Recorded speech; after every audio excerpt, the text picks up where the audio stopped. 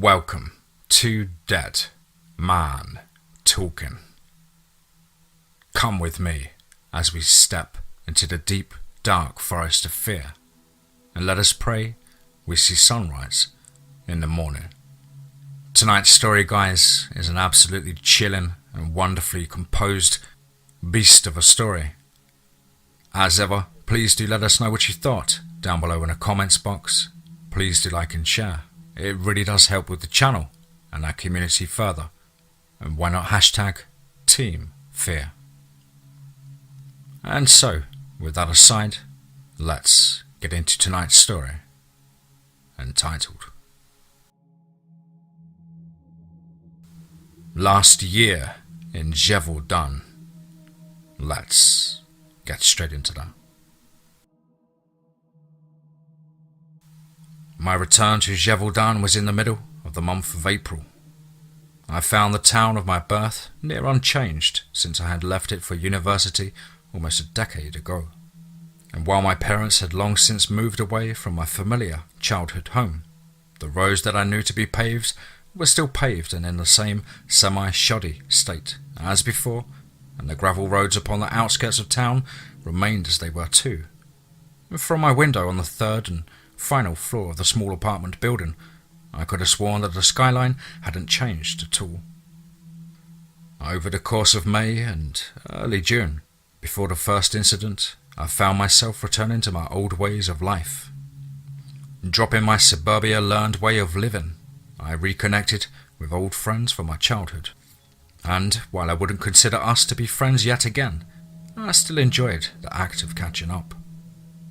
It was late June when the corpse of Mr. Valet, a fellow tenant within my apartment complex, was discovered on a rarely used stretch of bad road on the outskirts of town named Jean Street.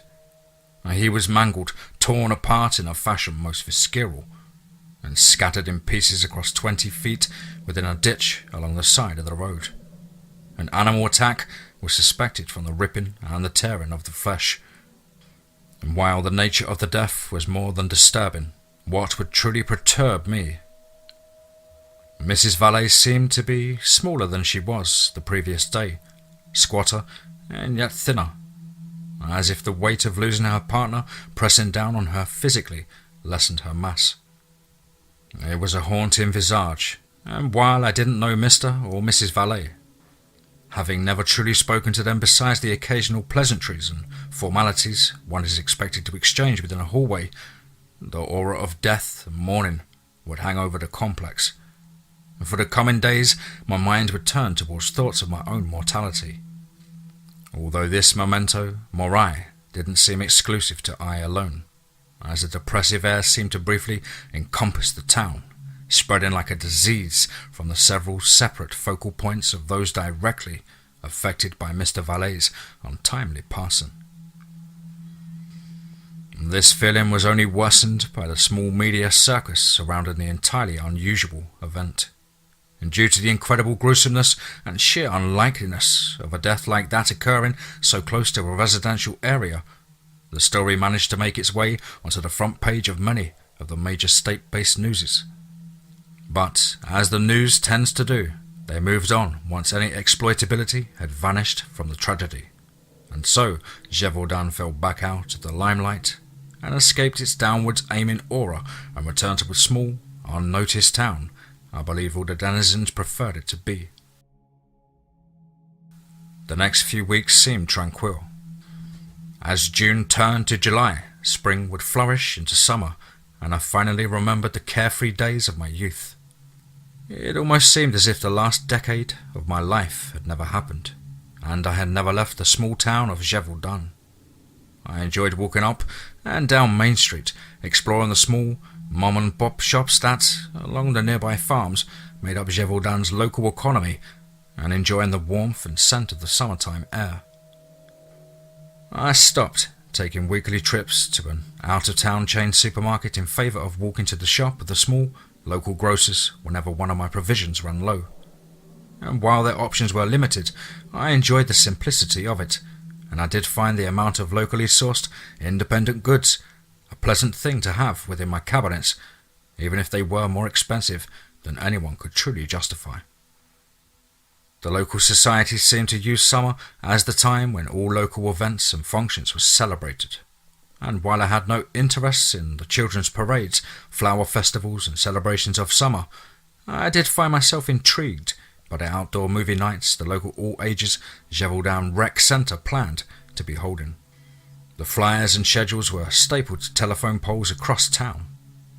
The planned list of films were ideal for demographic and the season. Not too scary for children and nostalgic for adults. Jurassic Park, E.T. and Star Wars were slated to be shown every other Saturday night, starting at 7 p.m. and ending alongside the film. And, for location, a great sheet had been propped up in the park in order to project the pictures upon. The first movie night was late mid-June, sometime between the 20th and the 25th. E.T. would be playing, and besides the fact that I had no one to accompany me to the viewing, I still planned to watch the film with the rest of the town.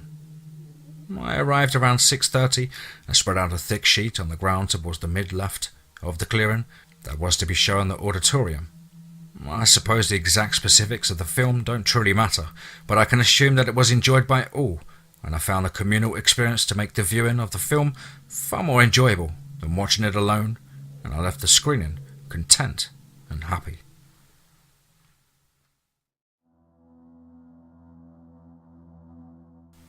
A second body was discovered the next morning, only 50 feet from where just the night before I and several others had let themselves and their children relax and be totally unguarded, and the mangled corpse of an unknown man was discovered by a person, one who chose to remain anonymous. The body was in a gruesome state upon its discovery. Pieces partially rendered from the torso and a large amount of flesh from its stomach and torso, along with its right arm, was missing. In retrospect, I assume it had been consumed by that entity. The cause of death was declared soon after: animal attack. And knowing just how close I was to the scene of that action, only a few hours before it occurred, made me sick. I felt nauseous, even worse than I felt the month before when Mrs. Vallet's sorrow had infected the surrounding reaches. I got sick those days. I threw up repeatedly, again and again. It was dreadful. The local Huntsman Club was the first one to take action against the new threat, and for the first time in decades, a bounty was posted. $500 to the one who bags the creature. Several others would back the bounty, raising it to a bit upwards of $1,000. The fact that within a single month 2 incredibly violent animal attacks had taken place, and all within the boundaries of this town I had slowly begun to recognize as home once again, was not something that both I and many others couldn't tolerate. I backed the bounty. I donated what money I could spare towards it, as I saw it, and I still see it. It was the least that I could have done.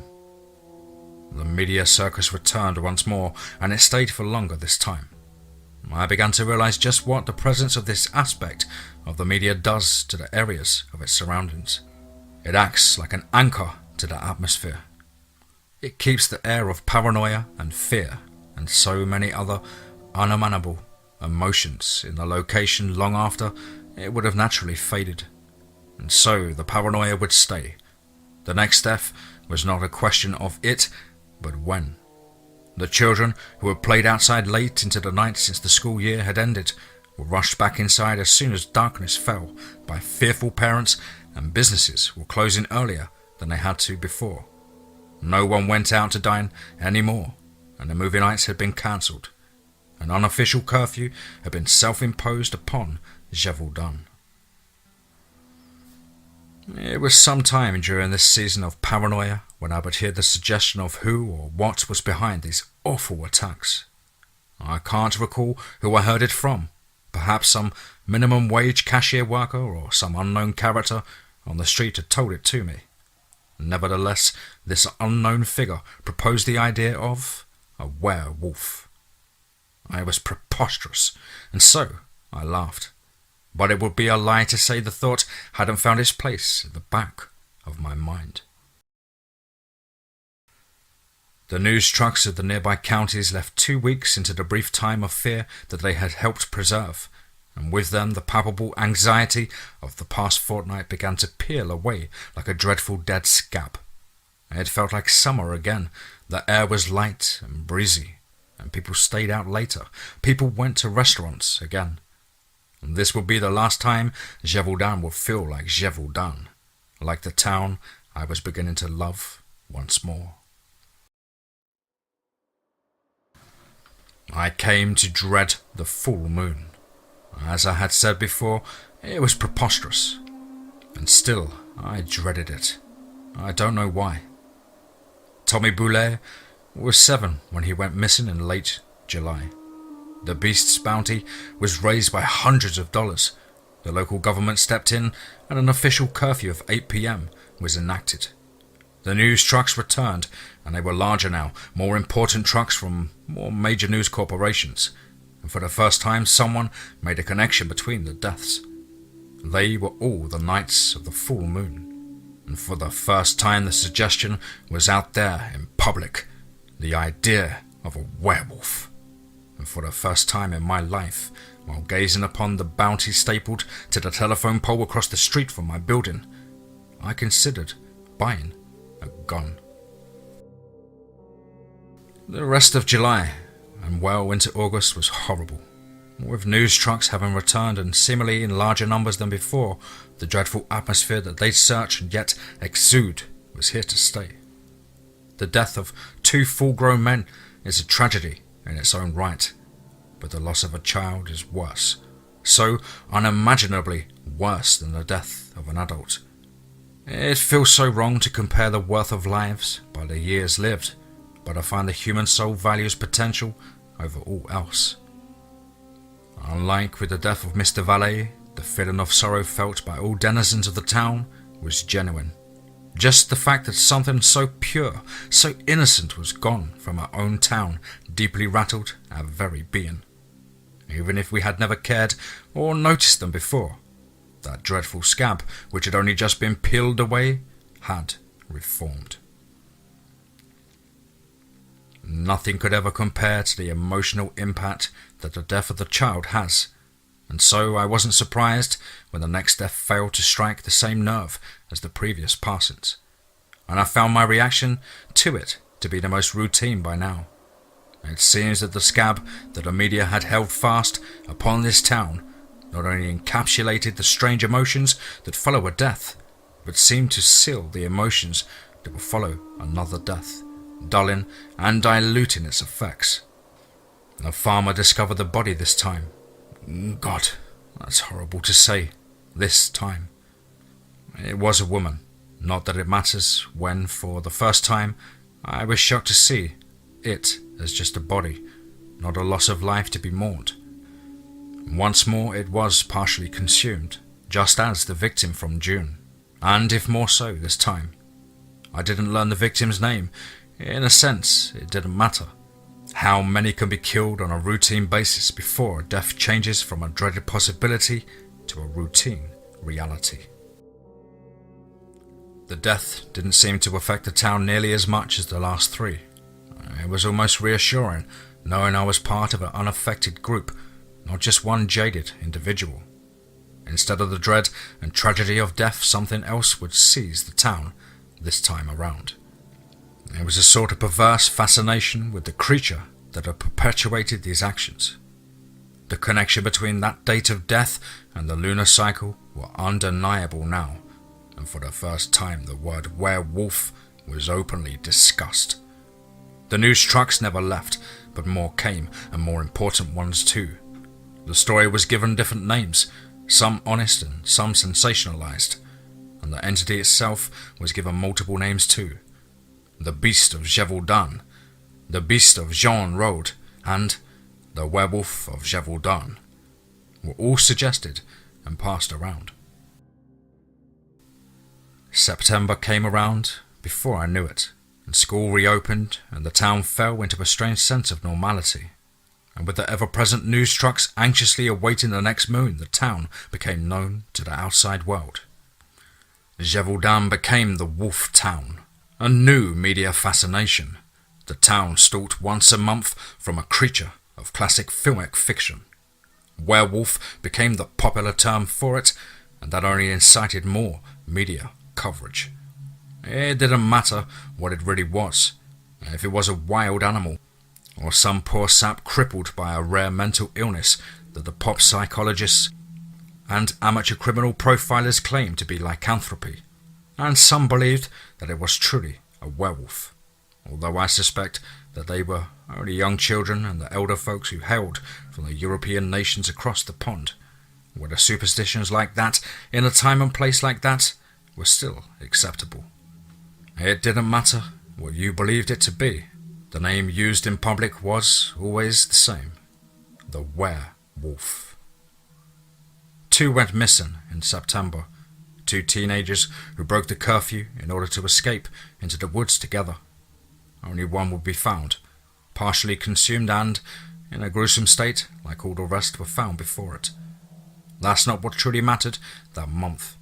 The most important discovery was the first eyewitness account of the creature. A young woman named Jenna Chastel had seen the entity, and besides this one encounter, she was an entirely unremarkable individual. I don't know if her story was true, or exaggerated, or entirely fictionalized, and frankly, it didn't matter. Chastel received her 15 minutes of fame, and the media that had become a permanent fixture upon this town had something extra to report on, and the idea of the werewolf became even further cemented within our town. At this point, the phenomena of the werewolf had undeniably changed from its original state as a deep striking feeling of fear and had become something like a festival. The same sense of pride one finds in towns like Flatwoods and Point Pleasant. Although those encounters were far distant by the time the signs and statues had been erected, in comparison, our attitude was premature. Somehow, in only a few short months, it had become like the deaths didn't even matter anymore. The local theatre played classics like The Wolfman and The Howling and The American Werewolf in London. The hunt for the creature changed from a serious matter of old-fashioned homestead defence, and instead into an almost jovial competition, and the bounty itself was raised far beyond what it was when the creature was considered to be just a wild, violent animal, and rebranded to officially read The Werewolf. And on the telephone pole across from my complex, I found a flyer stapled to it. It read, "Now selling silver bullets." I did not concern myself with the rest of the ad. At this point, the streets had become congested by the news trucks. The main street I had personally fallen in love with once more over the past few months, with its characteristic locations and small stores entirely free of a franchise, had become almost unrecognizable. I no longer left my apartment in order to take my near-daily walks in fear of the reporters swooping down upon me. Like a hawk upon prey, or perhaps with the length of time the story had gone on, a vulture upon a carcass, and asking for my personal take on the recent deaths that plagued Gevaudan. And while I had no care to share my opinions, nor my disgust with these scavengers of the press known as sensationalist journalists, many of my fellow townsfolk didn't share in my beliefs of quiet respect. How quickly the people around me were able to transform the situation into one of personal gain was almost impressive. The streets were as full as during the summer months, perhaps more so, just full of people, seeming to mull around aimlessly in hopes that they would be the ones selected by the journalists and be awarded for their brief moments of on-air recognition. Trick-or-treating was cancelled by the town government, a depressing but still needed action, and while the deaths and the relation to the full moon were undeniable to the town government, along with most of the citizens who fell under the jurisdiction, chose to favour the idea of it being the work of a serial killer or a madman. This is one of the few situations where one would choose the reality of a murderer stalking their streets to some kind of fantasy. But this didn't stop the Halloween festivities, If anything, they were boosted, and the holiday celebrations were more intense than any other ones I could recall from my local childhood. It didn't matter what it really was. The entity was named the Werewolf, and the presence of such a creature, no matter its true nature, was an undeniable additive to the Halloween spirit. Even if we didn't intend it, we celebrated it, and the day before Halloween, when the lunar cycle was at its maxis, and now monthly hunt for the creature was about to commence, and an aura of camaraderie and good times ahead filled the air. And although I stayed in that night, I heard from a second-hand source, the day after the Gevaudan firearms, the small gun shop that occupied one of the cheaper plots of land at the far end of Main Street, that had been responsible for the Silver Bullets ad that I'd seen a few weeks before, had run out of their new signature item. The half-eaten body of a huntsman was found only a few hundred feet into the woods on the morning of Halloween, and they were only seemingly just beginning their hunt when they were attacked. I found it to be no surprise that the jovial attitude the hunter portrayed would ultimately betray the hunters. At this time they seemed to be the only ones out at night were the hunters, and so the death of one of their own was, by this point, an eventuality. I believe the strange celebratory mania that swept the town was at its peak from late October to mid-November, or perhaps this was when it would begin its eventual decline. The films in a local theatre were becoming something less and less people were interested in seeing, and besides the brief surge of popularity that the horror hunger of Halloween would bring, they simply weren't economically worth it anymore. The gothic horror section that had been able to make its way to the recommended reading was able to remain for a few more weeks before falling back from the front windows of the bookstores and libraries and into the depths of obscurity, where only horror fans and strange romantics would look. Although I have no doubt that if a trick-or-treat was permitted that year, that the werewolf would be the most popular costume. November was the worst month by far. A child went missing again this month, but their body was discovered this time and in a similar fashion to the others. Werewolf mania died with the death of this child, for the town at least. And while we grieved, the media made no attempt to mourn, and I found myself disgusted by the town itself, by how we ignored the murders in favour of celebrating our newfound celebrity, even if it was at the cost of our neighbours' lives. And moreover, I was disgusted with myself for standing by and doing nothing for so long. This was a time when I needed to take action, and that was the day I bought a gun, my silver bullets, and signed up to make my participation in the hunt official. And for the entire month of December, anxiety welled up in my stomach like magma beneath a thin crust of cooled igneous rock. I threw up multiple times in the week before the hunt, and on Christmas when I had no one to celebrate with and considered not going out on a hunt at all. But still, when the day of the full moon came, I fought back my nerves and clad the warmest clothes I owned, took my gun and went out into the cold, black lit only by the glistening moon in all of its glory. It was snowing that night, and it fell from the skies as fat, wet flakes. I had never hunted before, and a gun felt unfamiliar in my hands, but still, I knew the crunching sounds beneath my feet would betray my position, and so I would walk slowly and deliberately through the snow. I lost track of time. The moon seemed almost motionless in the sky, and what could have been minutes became hours. I truly am not sure, as all that I was able to consider in that moment was making sure my steps were as sure-footed as possible in order to reduce the amount of possible sound that I would make. I didn't notice the creature until it was only a few dozen feet away from me. I was hunched over, a huntsman, on its hands and knees, pulling away flesh from a torn-open hole in the vest. And even in the dim lighting of the moon through the clouds, I could see the thick redness of the huntsman's blood staining the snow and dribbling down the creature's chin and coating its claws. I was terrified, more terrified than I've ever been or ever will be. I threw up right there and then, and the magma breached the thin stone. The creature's attention was drawn to me immediately. It rose from the hunter's corpse and turned to face me. The creature, the werewolf as I now truly knew it to be, was a massive entity, nearly 8 feet tall and an ungodly, abominable mix between the traits of a wolf and a man. Its body was proportioned like that of a human in some senses, but entirely unnatural in others. Its arms were gangly and skinny, and save for its oddly long paw-like hands with clawed bony fingers, they seemed to be mostly human.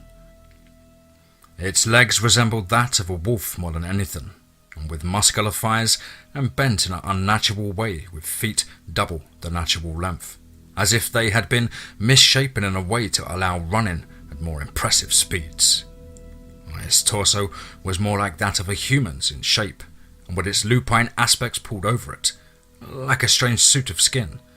It had 6 nipples that ran parallel in rows of 3, and it was hunched in a manner like the weights of its upper body was too much for its back, and its spine bulged from its back, finally ending in a small, near vestigial towel. It appeared to be sexless as far as I could see. Its head was too large for its body, and almost all wolf, save the eyes. Massive and wild, but with yellow eyes that seemed to portray some hidden sentience, perhaps even emotion. As odd a trait as that is to be prescribed to such a beast, and yet its teeth were bared in a way that seemed too animalistic for anything an intelligent human could, and even worse, its breath rolled out of its blood-soaked mouth as a thick stream. I clenched my hands around the gun just from pure tension of seeing such a creature, accidentally pulling the trigger and letting out a shot before I had any time to aim. My silver bullet lodged itself within the beast's shoulder, and immediately its attention was torn away from me and towards its new injury. In its pain, rage, and dare I say fear, it created a sound so horrible and unnatural that I believe no human nor animal could ever reproduce it fully. It then grasped at its shoulder with the other arm and turned to run back into the black, beyond my field of view. And there I stood, grasping the gun that had lodged a legendary item into a legendary beast, and through a lucky shot that was entirely the reaction of nerves drawn too tight that had saved my life. A woman's body was found the next day, washed up on the shore of a nearby river, with a thin blanketing layer of snow atop her frozen body. She had a hole in the diameter of a baseball burned through her shoulder, and at the bottom of that hole they found a small, squashed piece of silver. I have no doubt that these were the remnants of a bullet, and I have never met that woman before in my life.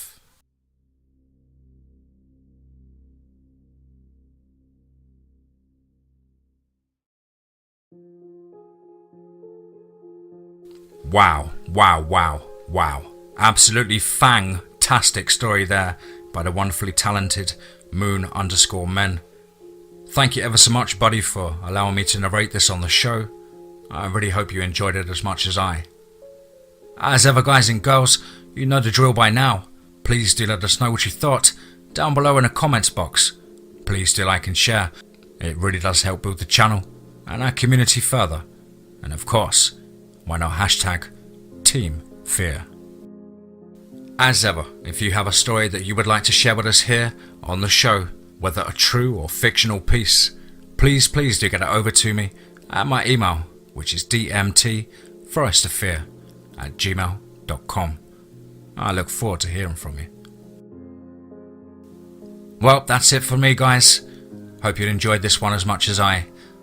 As ever, remember, be safe, not sorry.